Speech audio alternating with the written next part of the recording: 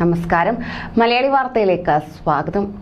Gulf രാഷ്ട്രത്തിന് ഇന്ത്യയുമായി ചെറിയ പിണക്കം. ഇന്ത്യയുടെ ബിസിനസ് തലസ്ഥാനമായ മുംബൈയാണ് കാരണക്കാരൻ. അതായത് പഴയ ബോംബെ എന്ന് പിന്നീട് പേര് മാറ്റിയ മുംബൈ ഇപ്പോൾ ഗൾഫ് രാഷ്ട്രവുമായി ഒരു ബന്ധമുണ്ടെന്ന വാർത്തയാണ് പുറത്തുവരുന്നത്. ബിസിനസ് സിറ്റി ആയതുകൊണ്ട് തന്നെ ലോകത്തെ എല്ലാ പ്രമുഖരുടെയും നിത്യ സന്ദർശന കേന്ദ്രം കൂടിയായിരുന്നു മുംബൈ. ലോകത്തെ പല രാജകുടുംബങ്ങൾക്കും മുംബൈയിൽ സ്വന്തമായി ആസ്തികളുമുണ്ടെന്നാണ് പറയപ്പെടുന്നത്. എന്നാൽ അതിലൊന്നാണ് കുവൈറ്റ് രാജകുടുംബത്തിന്റെ ഉടമസ്ഥതയിലുള്ള സൗത്ത് മുംബൈയിലെ അൽസബാഹ് കോർട്ട് കെട്ടിടം എന്നത്.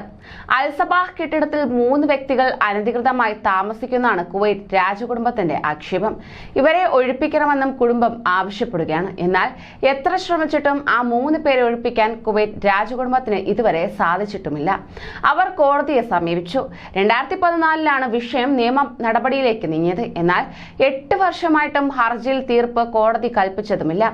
3 പേരെ ഒഴിപ്പിച്ച് ഇടക്കാല ഉത്തരവ് പുറപ്പെടുവിക്കണമെന്ന് കുവൈറ്റ് രാജകുടുംബം ആവശ്യപ്പെട്ട് ഹർജിയും നൽകി. ഇതേ തുടർന്ന് കഴിഞ്ഞ ദിവസം കോടതി ഉത്തരവ് പുറപ്പെടുവിച്ചു. എന്നാൽ കുടുംബത്തിന് അനുകൂലമായിരുന്നില്ല.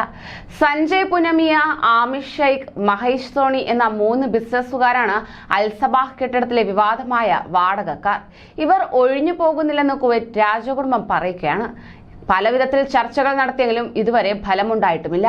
എല്ലാ വഴിയും അടഞ്ഞപ്പോൾ കോടതിയെ സമീപിക്കുകയാണ് ചെയ്തത്. ഇപ്പോൾ കോടതിയും കൈവിട്ട കാഴ്ച. 3 ബിസിനസ്സുകാരും ബലമായി കെട്ടിടം കയ്യേറി താമസിക്കുന്നുവെന്നാണ് കുവൈറ്റ് രാജകുടുംബത്തിന്റെ അവകാശിയായ മൂത്ത മകൾ പറയുന്നത്.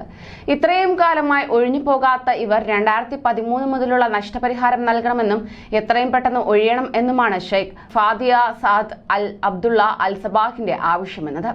ബോംബെ ഹൈക്കോടതിയിലെ ജസ്റ്റിസ് BP കൊളബവല്ലയുടെ ബെഞ്ചാണ് കുവൈറ്റ് രാജകുടുംബത്തിന്റെ ഹർജി പരിഗണിച്ചുകൊണ്ട് രംഗത്തെത്തിയത്.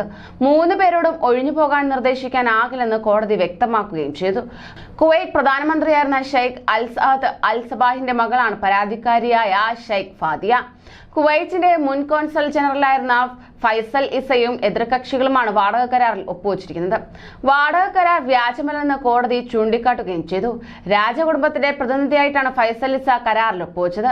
കരാറിൽ യാതൊരു ക്രമവിരുദ്ധ നടപടികളുമില്ലാത്തതിനാൽ 3 പേരോടും ഒഴിഞ്ഞു പോകാൻ നിലവിൽ ആവശ്യപ്പെടാനാകില്ലെന്ന് കോടതി വ്യക്തമാക്കി. കെട്ടിടത്തിന്റെ ഉടമസ്ഥർ കുവൈറ്റ് രാജകുടുംബമാണെങ്കിലും ഇവർ ഇതുവരെ ഇന്ത്യയിൽ വന്ന് കെട്ടിടത്തിന്റെ കാര്യത്തിൽ ഇടപെട്ടിട്ടുമില്ല. ഫൈസൽ ഇസയാണ് എല്ലാ പേപ്പർ ജോലികളും ചെയ്തത്. അദ്ദേഹത്തിനാണ് പൂർണ്ണ ചുമതലയുമുള്ളത്. അതുകൊണ്ട് തന്നെ രാജകുടുംബത്തിന് ഇപ്പോൾ പുതിയ ആവശ്യം ഉന്നയിക്കാൻ സാധിക്കില്ലെന്നും കോടതി വ്യക്തമാക്കി. അന്തിമ വിധി വരും വരെ കാത്തിരിക്കണമെന്നും കോടതി വിശദീകരിച്ചു. കേസിൽ ഡിസംബർ 16 കോടതി വാദം കേൾക്കുമെന്നാണ് അറിയാൻ കഴിയുന്നത്. കൂടുതൽ പ്രവാസി വാർത്തകൾക്കായി ഈ ചാനൽ സബ്സ്ക്രൈബ് ചെയ്യൂ.